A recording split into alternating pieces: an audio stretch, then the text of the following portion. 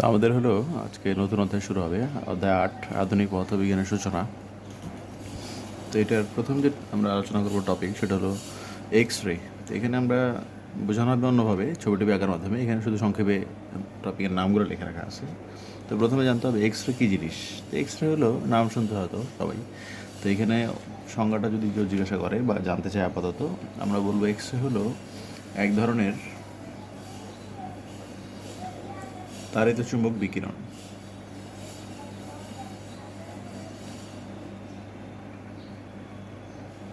তো বিকিরণ যখন হবে, কোনো তরঙ্গ থাকবে, এটা এক ধরনের তরঙ্গের মতো।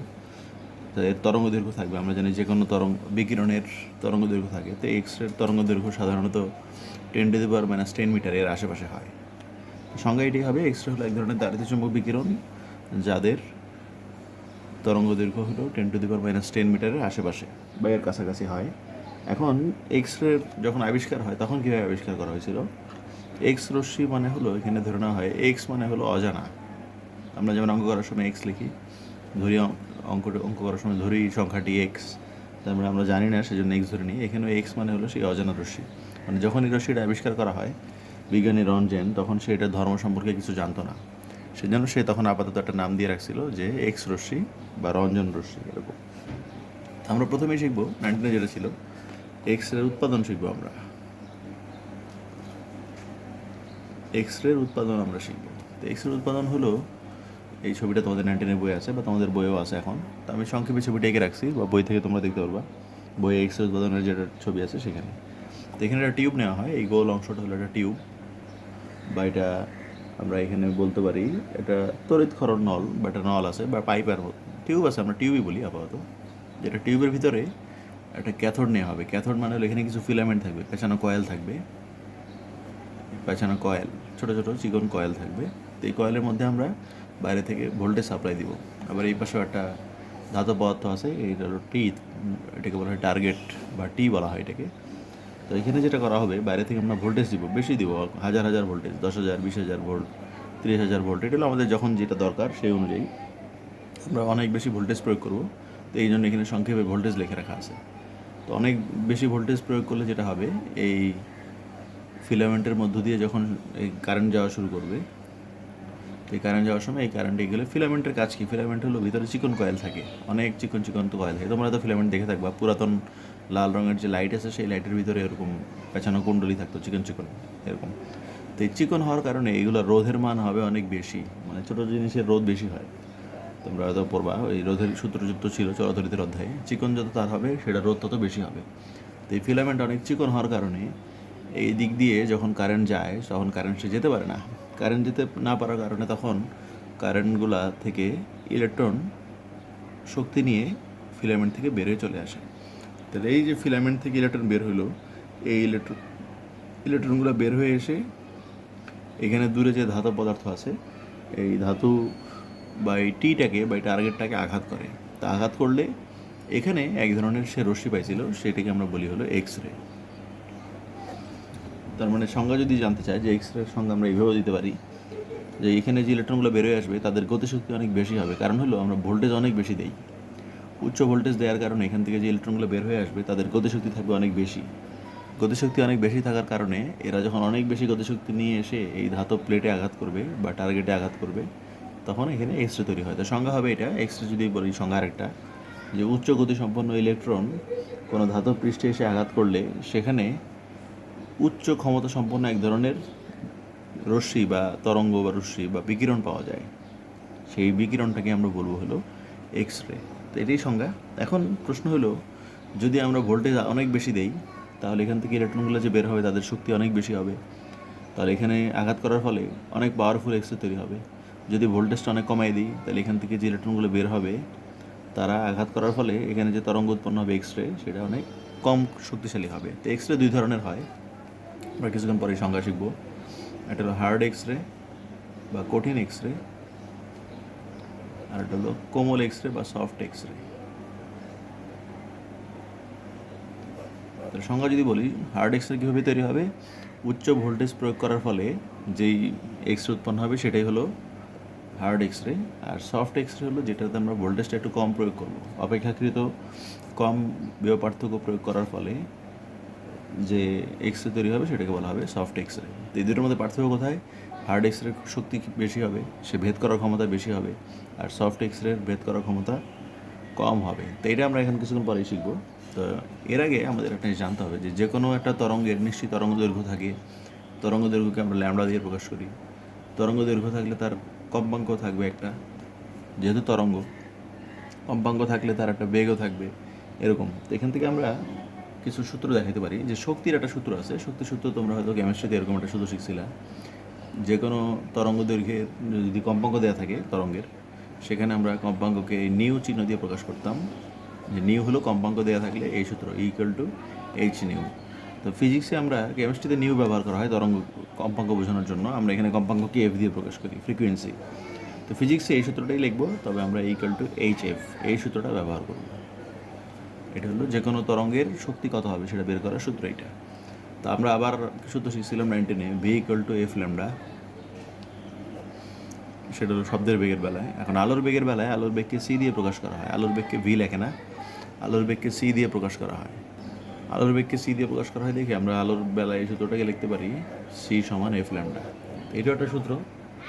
এফ হলো কম্পাঙ্ক, ল্যামডা তরঙ্গ দৈর্ঘ্য, আর সি হলো আলোর বেগ। তো এই সূত্র থেকে আমরা দেখো এখানে যদি সি সমান এফ ল্যামডা নেই, এখান থেকে আমরা ল্যামডার একটা সূত্র বা এফ এর একটা সূত্র লিখতে পারি সি বাই ল্যামডা। তো এটা যদি আমরা এখানে বসাই, ই এর সূত্র দেখো ইকুয়াল টু এইচ এফ, আমরা ফিজিক্সে শিখবো এটা। ই এর সূত্র এইচ এফ শিখবো, আমরা বলছিলাম নিউ না লেখে আমরা এফ দিয়ে শিখবো। তো এফ এর বদলে আমরা চাইলে সি বাই ল্যামডা এটা লিখতে পারি। তো এটাও আমাদের সূত্র হয়, এটাও আমাদের সূত্র হয়। যে কোনো তরঙ্গের বা রশ্মির বা বিকিরণের শক্তি বের করার সূত্র এই দুইটা, একটা ইকুয়াল টু এইচ এফ আর একটা হলো equal to H C by lambda. যদি কম্পাঙ্ক দেওয়া থাকে তাহলে ইকুয়াল টু এইচ এফ, আর যদি তরঙ্গ দৈর্ঘ্য দেওয়া থাকে তাহলে হলো এইচ সি বাই ল্যামডা। এখন এখানে সি এর মান কত? সি এর মান আমাদের মুখস্থ রাখতে হবে। আলোর বেগ হলো 3 × 10⁸ মিটার পার সেকেন্ড, মানে প্রতি সেকেন্ডে 3 লক্ষ কিলোমিটার। আর হলো ই যেটা আমরা পাইলাম এখানে এইচ হলো প্লাঙ্কের ধ্রুবক, এটা আমরা হয়তো অধ্যায় 9 শিখছিলাম। প্লাঙ্কের ধ্রুবক হলো 6.63 × 10⁻³ জুল সেকেন্ড। তো এটাও আমাদের কাজে লাগবে। এইচ হলো প্লাঙ্কের ধ্রুবক আর সি হলো আলোর বেগ। তো এই মানগুলো এখানে বসাইলে আমরা পাইতে পারি। তাহলে সূত্র এটাই যে এখানে আমরা চাইলে যে কোনো সূত্র দিয়ে যদি এফ দেওয়া থাকে আমরা ই বের করতে পারি, ল্যামডা দেওয়া থাকলে ই বের করতে পারি, কারণ এইচ আর সি এর মান তো মুখস্থ সবসময়। তো এখান থেকে একটা কথা, এখানে দেখো ই এর সাথে ল্যামডার সম্পর্কটা তাহলে কি ব্যস্তানুপাতিকের মতো, ই উপরে আছে, আমি যদি লিখে দেখাই ই সমান হলো এইচ সি বাই ল্যামডা। তাহলে কোনো একটা অঙ্কে যদি ল্যামডা বেশি হয়, ল্যামডা যদি বড় হয় তাহলে ই ছোট হবে, আর যদি ল্যামডা কম হয় তাহলে ই বেশি হবে। তার মানে আমরা এভাবে বলতে চাই ল্যামডা তরঙ্গ দৈর্ঘ্য যত কম হবে ই এর মানটা তত বড় আসবে, যেহেতু নিচে আছে এটা ছোট সংখ্যা দিয়ে ভাগ করলে অ্যান্সার বড় আসবে। আর যদি তরঙ্গ দৈর্ঘ্যটা বেশি আসে, বড় হয়, তাহলে ই এর মানটা কমে যাবে। তাহলে এটাই অ্যান্সার, যে ল্যামডা যদি বড় হয় ই কম হবে বা ছোট হবে, আর যদি ল্যামডা ছোট হয় ই বেশি আসবে। তো এখানে আমরা একটা কথা বলতে পারি, আমরা যে দুটা এক্স রে প্রকারভেদ বললাম, কঠিন এক্স রে এবং সফট এক্স রে এরকম, তো ল্যামডা হবে হার্ড এক্স রে বেলায় কম, ল্যামডা কম হলেই ই এর মান বেশি হবে। আর সফট এক্স রে বেলায় ল্যামডা বড় হবে, ই হবে কম। তো এই লাইনটার মানে হলো এখানে বলবো আমরা যে হার্ড এক্স রে মানে হলো যে এইটা আমরা উচ্চ ভোল্টেজ দেই, তো উচ্চ ভোল্টেজের সময় যে এক্স রে তৈরি হয় এবং যার তরঙ্গ দৈর্ঘ্য কম বা ছোট, সেটাকে বলবো তখন শক্তি বা ভেদ করার ক্ষমতা বেশি হয়। তো হার্ড এক্স রে এটাই, যেটার ভেদ করার ক্ষমতা অনেক বেশি হবে কিন্তু তরঙ্গ দৈর্ঘ্যটা কম হবে, আর এটা উচ্চ ভোল্টেজ প্রয়োগ করতে হবে। আর সফট এক্স রে হলো যেটার শক্তির মানটা কম আর তরঙ্গ দৈর্ঘ্যটা বেশি, আর এইটা উচ্চ ভোল্টেজটা একটু কমাই দিতে হবে, মানে কম ভোল্টেজ দিতে হবে। তো এইটাই হলো পার্থক্য। তো দুইটা সংজ্ঞা বই লেখা আছে, তোমরা দেখলেই পাবা যে হার্ড এক্স রে এবং সফট এক্স রে সংজ্ঞা দেওয়া আছে কীভাবে তৈরি করতে হয়, কোনটা হাই ভোল্টেজ কোনটা লো ভোল্টেজ। আর হার্ড এক্স রে তরঙ্গ দৈর্ঘ্য কম হবে, সফটের তরঙ্গ দৈর্ঘ্য বেশি হবে, এরকম। তো এইটাই আমাদের প্রথম অংশ যেটা আছে এক্স রের উৎপাদন। আর এক্স রে কিছু ধর্ম দেওয়া আছে, এক্স রের ধর্ম মানে এক্স রে দিয়ে কী কী করা হয় এটা তোমরা বই থেকে শিখে নেবে। এক্স রের ধর্ম এবং ব্যবহার এগুলো অবজেক্টিভের জন্য পরীক্ষায় আসতে পারে। এরপর হলো আমাদের একটা জিনিস লাগবে, সেটা হলো এই যে আমরা বললাম এখানে ইলেকট্রন বের হয়ে আসে, তাহলে ইলেকট্রনের তো নিশ্চয়ই একটা গতিশক্তি থাকে। তো ইলেকট্রনের গতিশক্তি থাকার কারণে যেহেতু সেখান থেকে বের হয়, তাহলে তার একটা বেগ আছে বা গতিশক্তি আছে, এবং এই গতিশক্তিটা নিয়েই তো সে এখানে আঘাত করে। এখন এই গতিশক্তিটার মান কত হবে সেটা আমরা একটা বের করে দেখব। সেটার জন্য আমাদের একটা সূত্র লাগবে, সেটা হলো স্থিতিরোধ অধ্যায়ে আমরা একটা সূত্র শিখছিলাম, বা 19 ছিল, কাজের সাথে বিভব পার্থক্যের একটা সম্পর্ক আছে। এটা হলো স্থিতিরোধ অধ্যায়ে আমরা শিখছিলাম, কাজ সমান বিভব পার্থক্য ইন্টু আধান। এটা হলো একটা সূত্র ছিল স্থিতিরোধ অধ্যায়, যদি তোমরা দেখো সেখানে। তো এই সূত্রটা আমাদের কাজে লাগবে। তো দেখো, আমরা কিউকে আধান বলি, তো ইলেকট্রনের বেলায় আধানটাকে আমরা কিউ না লিখে ই লিখতে পারি, মানে W equal to V Q. এটা হলো কাজের সূত্র, কাজ সমান বিভব পার্থক্য ইন্টু আধান। এখন আধানটাকে আমরা ই দিয়েও লিখতে পারি, অনেক সময় ইলেকট্রনের আধানকে আমরা ই দিয়ে লিখি, সেই জন্য এটাও সূত্র হতে পারে ডাব্লিউ ইকুয়াল টু ভিই বা ইভি। এখন কথা হলো, এই যে ইলেকট্রনটা বের হয় এখান থেকে, তার একটা গতিশক্তি থাকে, তো সেই গতিশক্তিটা কোত্থেকে পেলো? সেই গতিশক্তি পেয়েছে হলো এই সার্কিট থেকে যে পরিমাণ শক্তি তাকে দেওয়া হয়েছে সেটা। এখান থেকে যে পরিমাণ বিদ্যুৎ শক্তি তাকে দেওয়া হয়েছে, সেই শক্তি থেকে সে গতিশক্তি নিয়ে বেরোয় চলে গেছে। তাহলে তার যে গতিশক্তি হবে, গতিশক্তিকে আমরা কাইনেটিক এনার্জি বলি, ইংলিশে কেই লেখে সংক্ষেপে। তো এই ইলেকট্রনের গতিশক্তির মানটা হবে এই যে এই কাজের সমান। এখান থেকে যে বিদ্যুৎ শক্তি পাঠানো হয়, তার মানে এটা তো বিদ্যুৎ শক্তির সূত্র। এইটি হলো আমাদের সূত্র। ইভি হলো এখানে কী পরিমাণ শক্তি উৎপন্ন হয় এই ব্যাটারি থেকে বা ভোল্টেজ থেকে।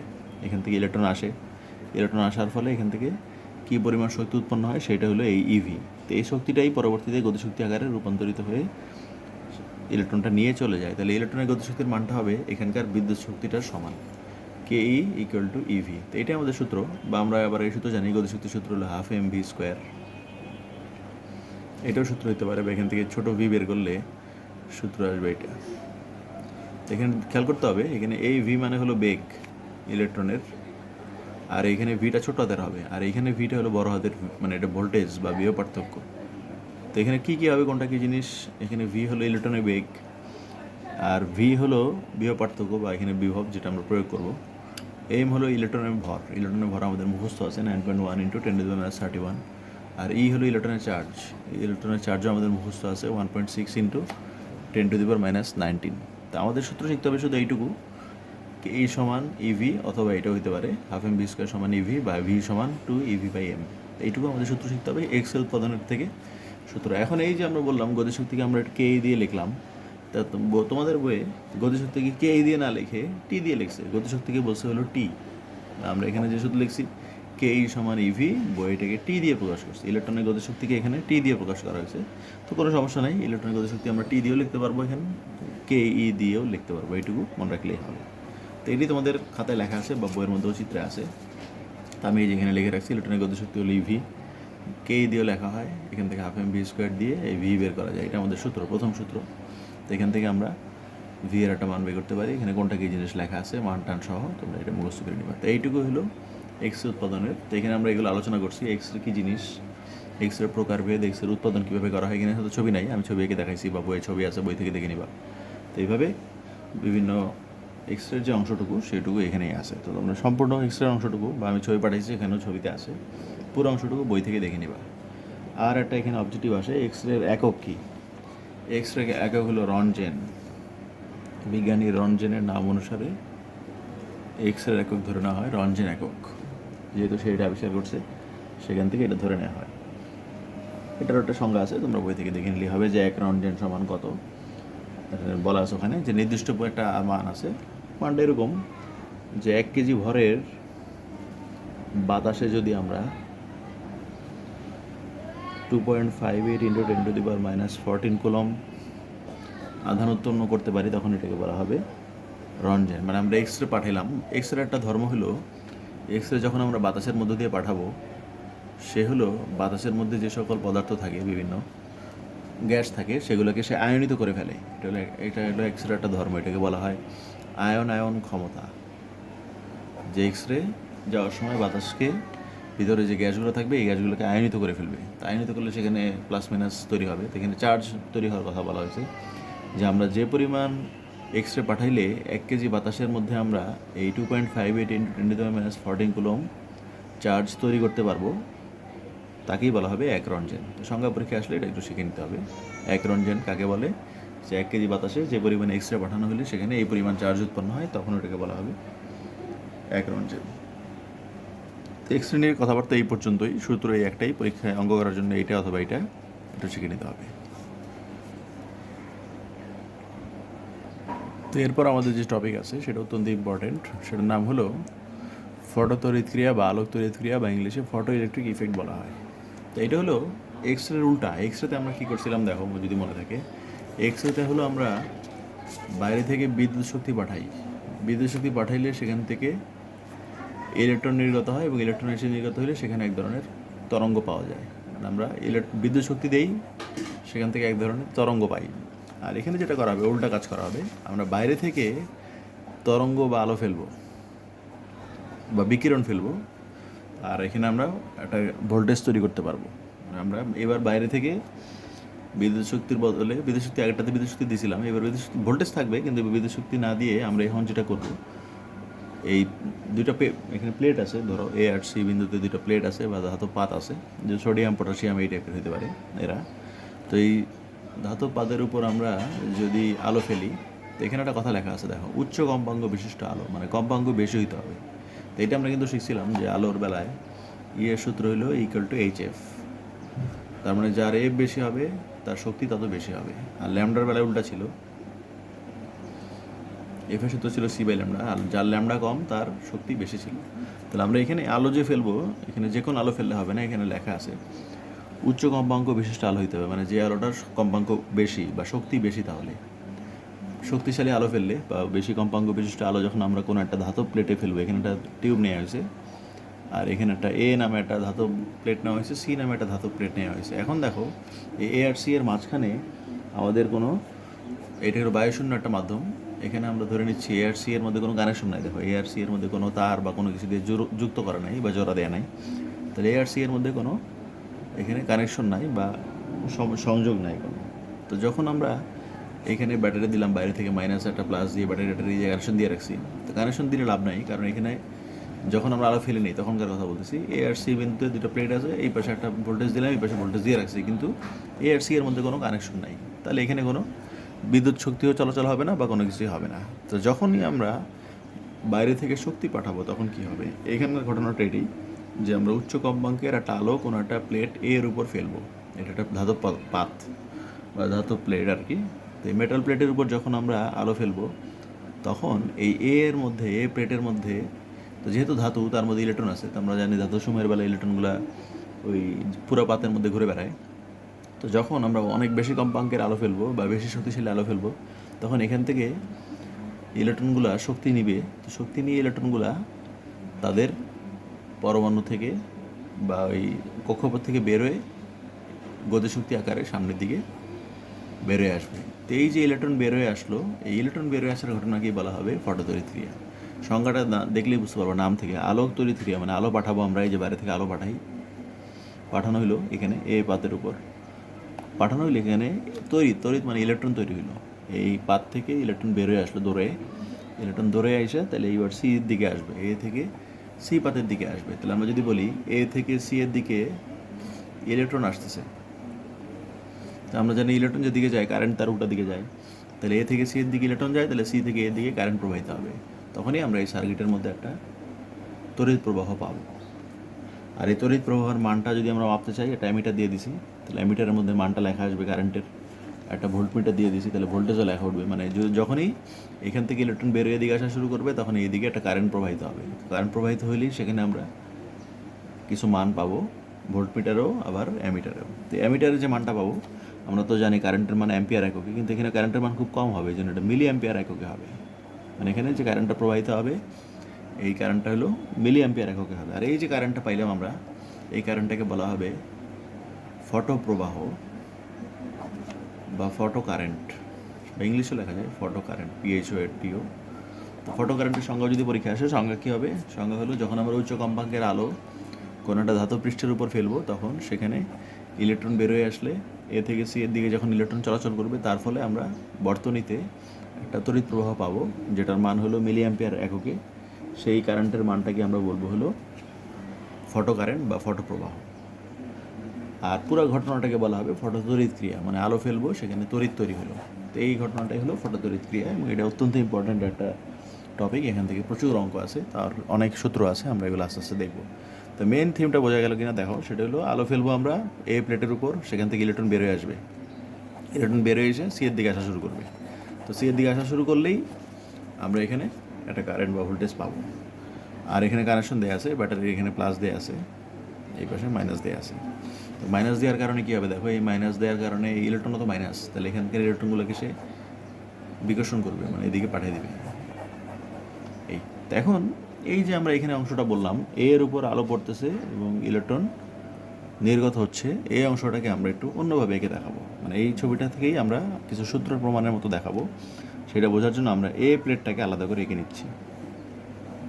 এটা এ প্লেটটাকেই মনে করে এখানে এঁকে দেখাইলাম, এটাই এ প্লেট। এবং এই এ প্লেটের উপর আমরা কী করি, আলো ফেলি। এই যে আলো ফেলতেছি, এই যে এখানে যেমন আলো ফেলা হয় সেটা এখানে দেখানো হচ্ছে। তাহলে এখানে আমরা আলো ফেলবো, এটাকে বলা হবে, আমরা বলবো হলো আপতিত আলো। মানে যে আলোটা আমরা পাঠাচ্ছি সেই আলোর শক্তি, আমরা কি পাঠাই, আলো পাঠাই, তাহলে সেই আলো নিশ্চয়ই একটা শক্তি আছে। তো এখানে আমরা আলো ফেলবো, আর এখানে ইলেকট্রন বের হয়ে আসতে পারে। তাহলে ইলেকট্রন যদি বের হয়ে আসে তাহলে তার একটা গতিশক্তি থাকবে।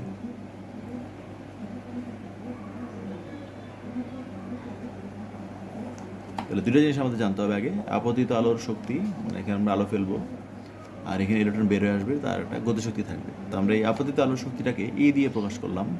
এখানে ই মানে হলো যে আলোটা আমরা ফেলবো তার শক্তি, আর ইলেকট্রন যে বের হয়ে যাবে তার একটা শক্তি আছে। এই গতিশক্তিকে আমরা কেম্যাক্স নাম দিব। শুধু কে দিলেও হয়, কিন্তু বইয়ে এইভাবে নাম দিয়েছে ইলেকট্রনের সর্বোচ্চ গতিশক্তি, মানে এই শক্তিটা যেটা, এটাকে আমরা গতিশক্তি না বলে কেম্যাক্স বলতেছি, মানে সর্বোচ্চ গতিশক্তি। সর্বোচ্চ গতিশক্তি মানে আর কিছুই না, তার গতিশক্তি এর বেশি আর হবে না। মানে একটা বস্তুর গতিশক্তি আমি যদি বলি 100 জুল, তার মানে এটা তার সর্বোচ্চ।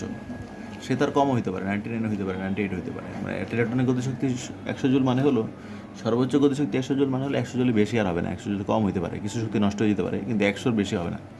এই জন্য ইলেকট্রনের গতিশক্তি না বলে আমরা ইলেকট্রনের সর্বোচ্চ গতিশক্তিও বলতে পারি, কোনো সমস্যা নেই। সর্বোচ্চ না বললেও কোনো সমস্যা নাই। তো এইটাই সূত্র। তো দুটো জিনিস আমরা শিখলাম। ই কী জিনিস, ই হলো যে আলোটা আমরা ফেলবো সেটা, আর যদি এখান থেকে ইলেকট্রন বের হয় তবে ইলেকট্রন বের হলে তার একটা শক্তি থাকবে, এই শক্তিকে আমরা বলবো হলো কেম্যাক্স। এখন একটা নিয়ম আছে, সেটা হলো আমরা বলছিলাম এখানে ধাতু দিয়ে তৈরি এই বস্তুটা, সোডিয়াম পটাশিয়াম বা এই টাইপের কোনো কিছু। এখন এখানে একটা কন্ডিশন আছে, আমরা কিন্তু লেখার সময় বলছিলাম যে উচ্চ কম্পাঙ্কের আলো ফেলতে হবে। উচ্চ কম্পাঙ্কের আলো না ফেললে কী হবে, তাহলে আমরা যদি এখানে কম কম্পাঙ্কের বা কম শক্তি সম্পন্ন আলো ফেলি তাহলে কী হবে, তাহলে কি ইলেকট্রন বের হবে না, সেটাই আমাদের একটু বুঝতে হবে। সূত্র হলো, এখানে একটা কন্ডিশন আছে যে তুমি যে কোনো আলো ফেললেই, এখানে যে কোনো আলো ফেললেই এই এ প্লেট থেকে ইলেকট্রন বের হবে না। ইলেকট্রন বের হওয়ার জন্য কিছু শক্তি দরকার। আমি একটা উদাহরণ দিই, তাহলে বুঝতে সুবিধা হবে।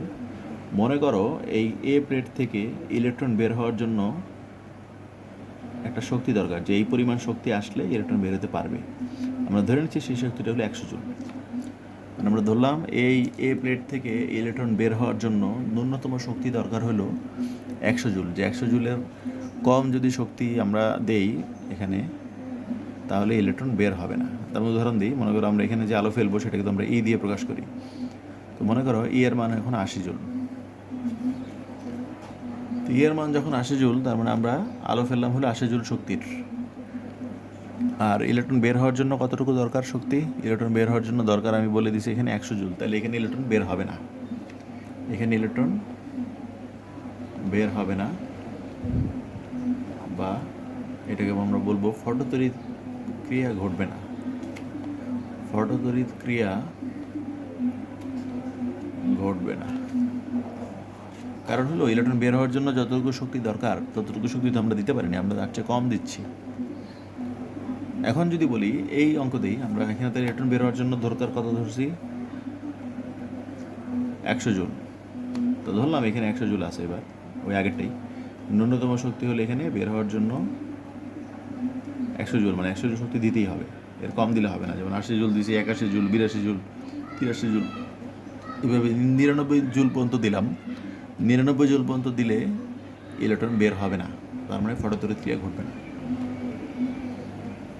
এখন আমরা 99 জুলের বদলে যদি ই এর মান 100 জুল দিই তখন কী হবে, মানে যতটুকু দরকার ততটুকুই দিছি, তখন কি হবে? তখন যেটা হবে, এই ন্যূনতম শক্তি 100 জুল, মানে 100 জুল পরিমাণ শক্তি দরকার ইলেকট্রন বের হওয়ার জন্য। তাহলে এখানে আমরা দিয়েছিও সমান সমান 100 জুল। তখন যেটা হবে, এই 100 জুল শক্তি দেওয়ার ফলে ইলেকট্রন এখানে বের হবে, ইলেকট্রন উৎপন্ন হবে। আমরা বলবো এখানে ইলেকট্রন ওই তার কক্ষপথ থেকে বের হয়ে এই প্লেটের উপরে বসে থাকবে, কিন্তু সে দৌড়ে চলে যাবে না, বাইরে বাইরে যেতে পারবে না, কারণ তার কাছে তো শক্তি নাই। মানে আমার এইভাবে উদাহরণ দিই, ইলেকট্রনগুলো বের হওয়ার জন্য শক্তি দরকার ছিল 100, আমি দিয়েছি 100ই, তাহলে সে ইলেকট্রনগুলো নিয়ে প্লেটের উপরে বের হয়ে বসে আছে। তো আমরা এই অবস্থায় বলবো ইলেকট্রন নির্গত হবে না, এটাকে আমরা বলবো ইলেকট্রন নিঃসরণ হয়। নিঃসরণ মানে এখানে উৎপন্ন হয়, বা এইভাবে বলবো ইলেকট্রন উৎপন্ন হবে অথবা ফটোতড়িৎ ক্রিয়া ঘটবে।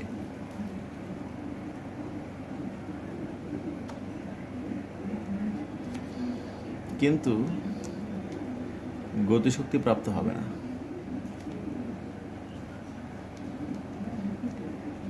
তাহলে এই অংশটা ভালো মতো বুঝে নাও। আমরা তাহলে যতটুকু দরকার এখানে ইলেকট্রন বের হওয়ার জন্য ঠিক তার ততটুকুই দিয়েছি। তাহলে আমরা তখন বলবো ইলেকট্রন উৎপন্ন হবে, এখানে উৎপন্ন হবে ইলেকট্রন ধাতব প্লেটের মধ্যে, এবং সেই প্লেটের মধ্যে বসে থাকবে। তার মানে এই উৎপন্ন হইলে আমরা এটাকে বলি ফটোতড়িৎ ক্রিয়া। তার ফটোতড়িৎ ক্রিয়া ঘটবে, কিন্তু ইলেকট্রন আর গতিশক্তি নিয়ে বের হইতে পারবে না, সে দৌড়ায় চলে যেতে পারবে না, আর এখান থেকে বের হয়ে দূরে কোথাও চলে যেতে পারবে না, কারণ তার কাছে শক্তি নাই। এখন যদি এমন হইতো, আমাদের এবার যদি উল্টাটা হইতো, এখানে আমরা দরকার 100 জুল যে ইলেকট্রন বের হওয়ার জন্য, বাইরে থেকে আমরা এবার এর মান দিলাম 180 জুল, তখন কী হবে? আমরা বাইরে থেকে এবার আগের থেকে অনেক বেশি শক্তি দিলাম, এখানে যতটুকু ইলেকট্রন বের হওয়ার জন্য দরকার তার চাইতে 80 জুল বেশি দিছি। তো এখন যেটা হবে, ইলেকট্রন তো অবশ্যই বের হবে, ইলেকট্রন উৎপন্ন হবে, এবং ইলেকট্রন এই 80 জুল গতিশক্তি নিয়ে বের হয়ে চলে যাবে, এই তখন তার গতিশক্তি থাকবে। তাহলে এখানে খেয়াল করো, গতিশক্তি যখন এর মান যখন আমাদের এই 100 জুলের চেয়ে বেশি, তখন কতটুকু বেশি? 80 জুল বেশি। তাহলে এই 100 জুল এখানে নষ্ট হলো ইলেকট্রন বের হইতে, নিঃসরণ হইতে, মানে নিঃসরণ মানে ওই প্লেটের মধ্যে উপরে এসে বসতে। এরপর বাকি যে এই দুটোর বিয়োগফল 80 জুল আছে এক্সট্রা, সেই এক্সট্রাটা নিয়ে গতিশক্তি আকারে চলে যাবে। তাহলে তিনটা কন্ডিশন, এই এর মান 100 থেকে কম হইতে পারে, কম হলে ইলেকট্রন বের হবে না, তৈরি হবে না।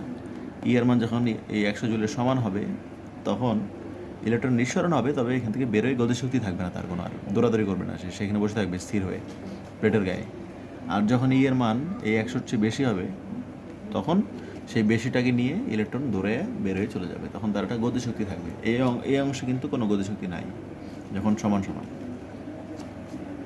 এই তিনটা কন্ডিশন আমাদের শিখতে হবে। মানে এখানে এই জন্য বলা হয়েছে যে কোনো আলো ফেললেই এখান থেকে ইলেকট্রন বের হবে না, ইলেকট্রন বের হওয়ার জন্য একটা নির্দিষ্ট শক্তির দরকার। এই যে কতটুকু শক্তি দরকার, 100 জুল, আমরা একটা উদাহরণ দিচ্ছি 100 জুল, যে 100 জুল আমাদের শক্তির দরকার হবে। তো এখন এই যে বারবার আমরা বলতেছি 100 জুল 100 জুল, এই 100 জুলের একটা নাম আছে। এই 100 জুল শক্তিকে বলা হয় ফাই। যেই শক্তিটা হইলে এই যে ইলেকট্রন বের হওয়ার জন্য ন্যূনতম যে শক্তিটা দরকার, মানে এর কম হলে হবে না, ইলেকট্রন বের হবে না বা ফটোতড়িৎ ক্রিয়া ঘটবে না, এই 100 জুল শক্তিটাকে, মানে 100 আমরা উদাহরণ দিচ্ছি এই অঙ্ক অনুসারে, এই 100 জুল শক্তিটাকে বলা হবে ফাই। এই ফাইকে বলা হবে কার্যাপেক্ষক, নাম আছে তোমাদের বই দেখবা, বা ওয়ার্ক ফাংশন বলা হয়, ওয়ার্ক ফাংশন বা কার্যাপেক্ষক। তো সংজ্ঞা যদি পরীক্ষা আসে, সংজ্ঞা এটা অবশ্যই আসবে, আসলে তোমাদের দিতে হবে যে একটা ধাতব পাত থেকে ইলেকট্রন বের হওয়ার জন্য ন্যূনতম যে শক্তির দরকার, সেই শক্তিটাকে আমরা বলবো হলো ফাই বা কার্যাপেক্ষক বা ওয়ার্ক ফাংশন। এটাই সংজ্ঞা। তো আমরা এখানে বললাম যে কখন কখন তাহলে ফাই বলতে কী বোঝানো হবে। ফাই মানে এখানে ইলেকট্রন বের হওয়ার জন্য যে শক্তিটা দরকার হবে, সেই শক্তির মানটাকে বলা হবে ফাই। আর এর মান, মানে হলো যে আলোটা আমরা ফেলবো সেটা, আর কেমেক্স হলো যেই ইলেকট্রনটা যেই গতিশক্তি নিয়ে বের হয়ে যাবে সেটা। তো এই পুরো অংশের মধ্যে আমরা এইভাবে এত কিছু না দেখে আমরা শুধু এইটুকু নিয়ে কাজ করে দেখালাম। তো এইটা আমরা আরও আলোচনা করবো এটা থেকে। তো আমরা এখন তিনটা জিনিস পাইলাম, সেটা একটু আমরা আবার আলাদা করে লিখে দেখাবো। তাহলে আমরা যেটা পাইলাম, এখানে ইলেকট্রন বের হওয়ার জন্য একটা শক্তির দরকার হবে, সেটা হলো ফাই। ফাইকে বলা হবে কার্যাপেক্ষক। আর এখানে আমরা যে আলো ফেলবো, সে আলোটাকে বলবো কে বলা হবে আপতিত আলোর শক্তি, মানে যে আলোটা আমরা পাঠাবো বা ফেলবো তার শক্তি। এটাও কিন্তু এক ধরনের শক্তি, এটাও এই যে জুলে এককে ছিল। আর যদি ইলেকট্রন বের হয়, এবং তার গতিশক্তি থাকে, তাহলে এইটা হলো কেম্যাক্স। তো ইলেকট্রনের গতিশক্তি হলো গতিশক্তি বা সর্বোচ্চ গতিশক্তি আর কি, যে সর্বোচ্চ এই পরিমাণ গতিশক্তি পাওয়া সম্ভব। এই তিনটা জিনিস আমাদের জানতে হবে। তো 100, মনে করো ফায়ার মান 100 আর এটা 180, তাহলে এটা হবে 80। মানে যে আমরা উদাহরণ দিয়েছিলাম 100 জুল, 180 জুল আর 80 জুল। তো এখানে আমরা একটা সূত্র বলতে পারি যে ই এর মানটা হবে 5 প্লাস কেম্যাক্স। এটা আমাদের ফটোতড়িৎ ক্রিয়ার প্রথম সূত্র বা একটাই সূত্র। এটা অত্যন্ত ইম্পর্টেন্ট সূত্র, আমাদের অনেক অঙ্ক আছে পরীক্ষায়, ইম্পর্টেন্ট অঙ্ক আসার মতো এটা। এইটাকে বলা হয় আইনস্টাইনের সমীকরণ। বিজ্ঞানী আইনস্টাইন ফটোতড়িৎ ক্রিয়া ব্যাখ্যা করেন, এই জন্য তার এই সমীকরণটাকে বলা হবে আইনস্টাইনের সমীকরণ, ফটোতড়িৎ ক্রিয়া সম্পর্কিত আইনস্টাইনের সমীকরণ। তো এখানে কী জিনিস, ই হলো যে আলোটা আমরা ফেলবো, তাহলে তার কিছু অংশ খরচ হবে এখানে, আর বাকিটুকু নিয়ে গতিশক্তি নিয়ে বেরিয়ে যাবে। যেমন উদাহরণ দিয়েছিলাম, এটা 180 জুল হইলে আর ফায়ার মান যদি 100 হয়,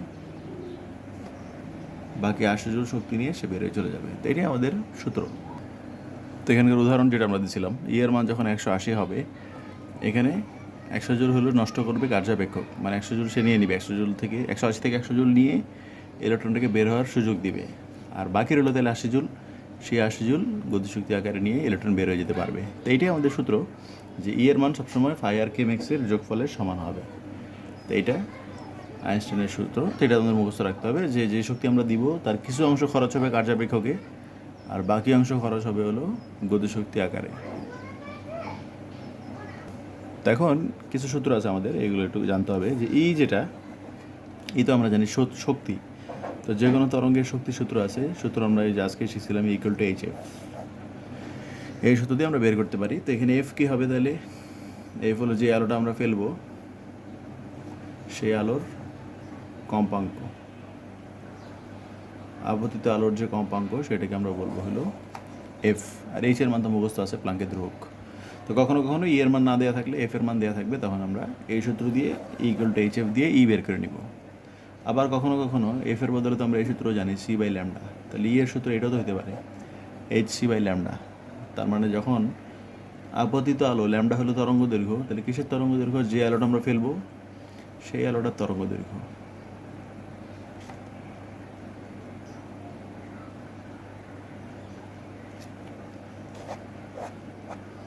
তাহলে দেখো এই ই এর সূত্র কিন্তু একটাই, আমরা এই একটা সূত্র দিয়ে সব অঙ্ক করবো। তবে ই এর মান বের করার সূত্র আছে আবার দুইটা।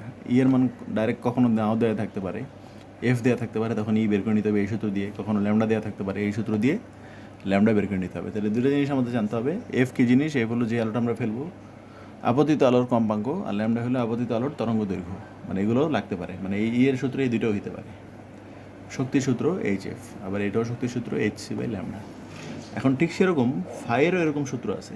ই যেমন এইচ এফ, ফাইয়েরও এরকম সূত্র আছে এইচ এর মতো। এইচ, এখানে যেমন আমরা ই এর সূত্র এইচ এফ লিখছি, এটাও তো শক্তি, এটা যেমন শক্তি এইচ এফ, এটাও কিন্তু এক ধরনের শক্তি এইচ। তবে এখানে এফ না লিখে এখানে লেখা হয় এফ নট। এখানে যেমন এইচ এফ লেখা হয় শক্তি বের করার জন্য, আপতিত আলোটার কার্যাপেক্ষকও এক ধরনের শক্তি, মানে যে শক্তিটা হইলে এখান থেকে ইলেকট্রন বের হওয়া শুরু করবে। তো এইটাও হলো এটা, এই ফাই সমান এইচ এফ নট। তো এখানে এফ নটটা কী হবে, ওখানে যেমন এফ লিখছে এখানেও লেখা এফ নট দিয়ে ফাইয়ের বেলায়। তো এখানে এফ নটটাকে বলা হয় সূচন কম্পাঙ্ক। এখানে হলো আপতিত আলোর কম্পাঙ্ক, মানে যে আলোটা আমরা ফেলবো সেটার কম্পাঙ্ক। আর সূচন কম্পাঙ্ক মানে হলো যেই কম্পাঙ্কের আলো পেলে ইলেকট্রন বের হওয়া শুরু করবে। যেমন এখানে আমরা শিখছিলাম শক্তি দিয়ে, যেমন বলছিলাম 180 জুল, 100 জুল হলে কী হয়, ইলেকট্রন বের হওয়া শুরু করে। এর বেশি হলেও গতিশক্তি নিয়ে দৌড় দেয়, 100 কম হলে হবে না। এখানে যেমন শক্তি দিয়ে বলছিলাম, এখানে কম্পাঙ্ক দিয়ে হতে পারে। এফ নট হলো একটা কম্পাঙ্ক, যেই কম্পাঙ্ক আলো আসলেই ইলেকট্রন বের হওয়া শুরু করবে, এর কম হলে ইলেকট্রন বের হবে না। ফাই হলো শক্তি দিয়ে, আর এটা হলো কম্পাঙ্ক দিয়ে।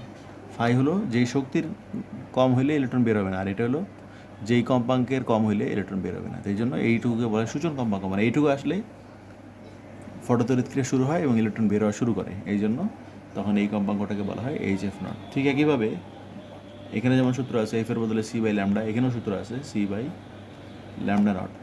তো এখানেও ল্যামডা নটকে বলা হবে, এখানে ল্যামডা ছিল তরঙ্গ দৈর্ঘ্য আপতিত আলোর, এখানেও এটা তরঙ্গ দৈর্ঘ্য, তবে এটাকে বলা হবে সূচন তরঙ্গ দৈর্ঘ্য।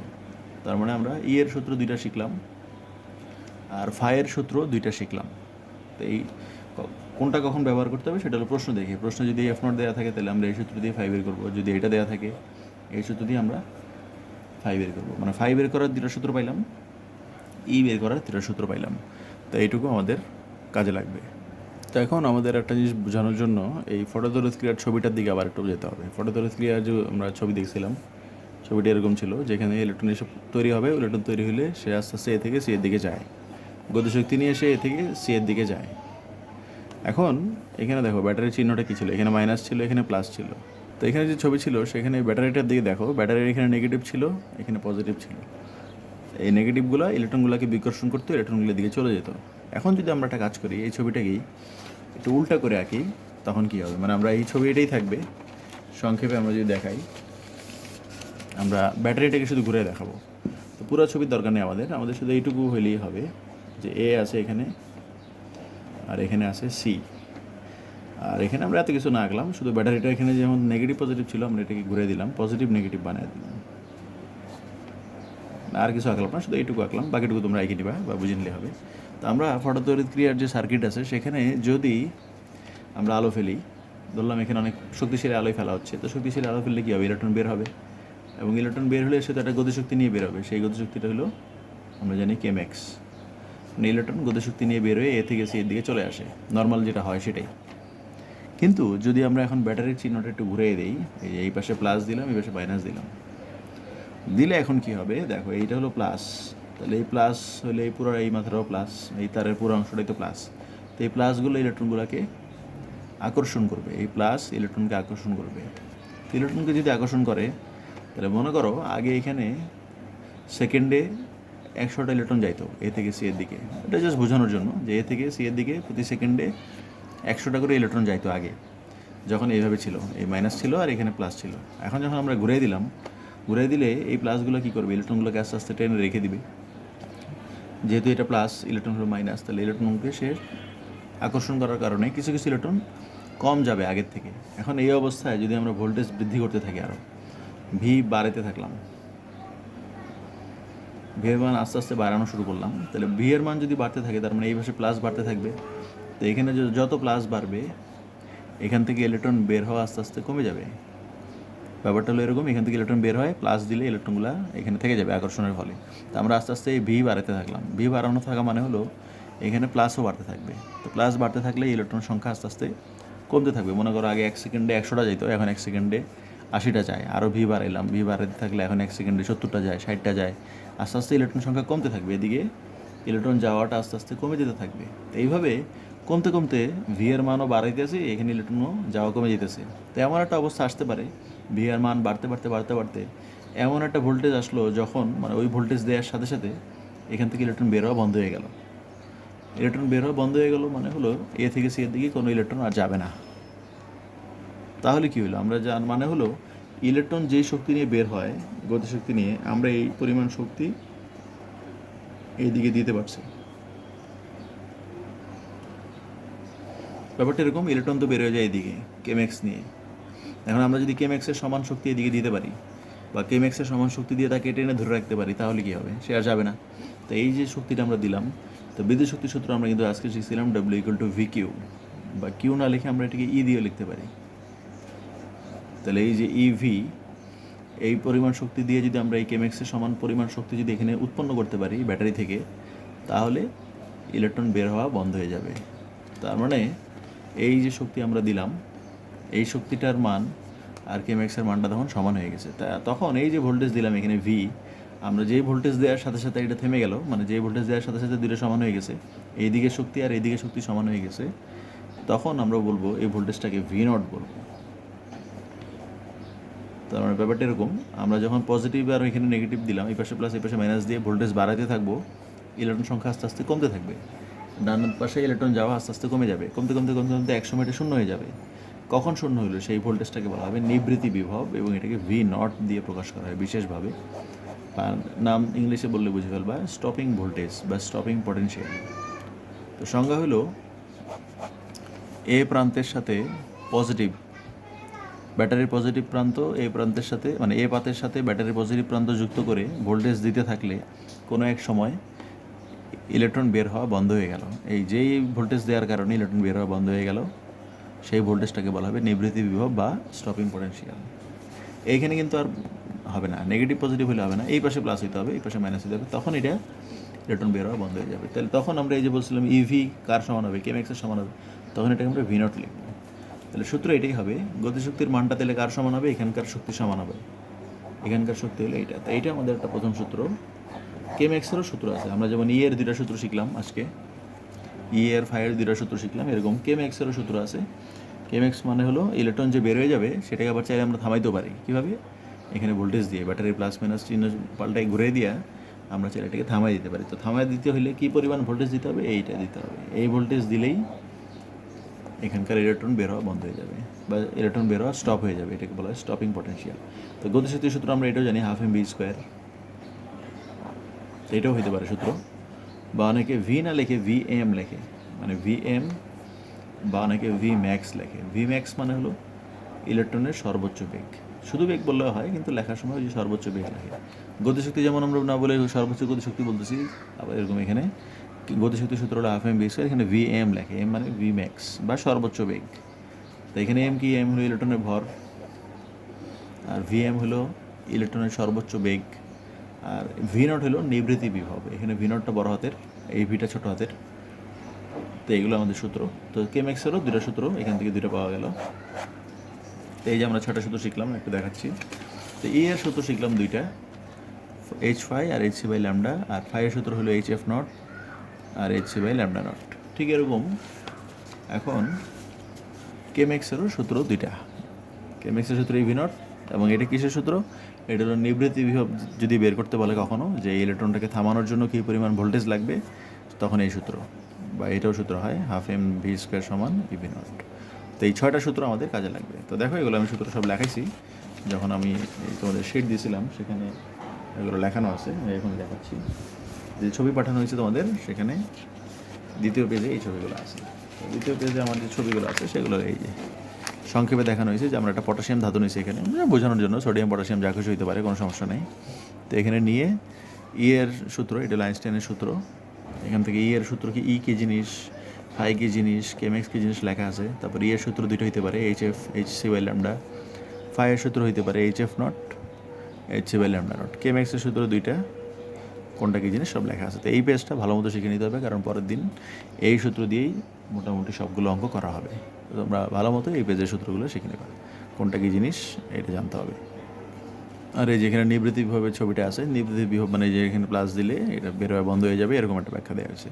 তো এখন এই শেষ, এখন কয়টা জিনিস লাগবে আমাদের, দেখো এটা আমরা শিখছিলাম আগেই, তারপর ওগুলো দেখানো হচ্ছে।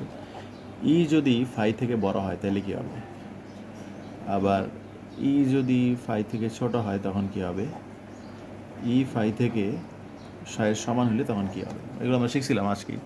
তো আমরা আজকে যখন শিখছিলাম যেখানে ই কী ছিল, ই হলো এখানে ফাই এটা, ই হলো এটা, এরকম ছবি টবি ছিল। তো যদি ই এর মান, এটা মনে করো বোঝানোর জন্য 100 ধরলাম, আর ই এর মান হলো 80, তাহলে ই মনে করো ফাই থেকে কম। তো ই ফাই থেকে কম হলে কী হয়, আমরা জানি এখানে ই ফাই থেকে কম হলে ইলেকট্রন 80 জুল যদি হয়, এটা 100 জুল দরকার আমাদের, কার্যাপেক্ষক হলে 100 জুল, মানে 100 জুল দরকার শক্তি ইলেকট্রন বের হওয়ার জন্য, আমরা দিয়েছি হলো 80 জুল। তার মানে ই কি ফাই থেকে কম হয়ে গেছে। ই ফাই থেকে কম হলে ইলেকট্রন নিঃসরণ হবে না, মানে ইলেকট্রন তো তৈরি হবে না, ও গতিশক্তিও তো থাকবে না। তাহলে ইলেকট্রনই বেরো নেই, তাহলে তার গতিশক্তি থাকারও কোনো প্রশ্ন হয় না, গতিশক্তিও থাকবে না। কখন, যখন ই ফাই থেকে ছোট হবে তখন এটা হবে।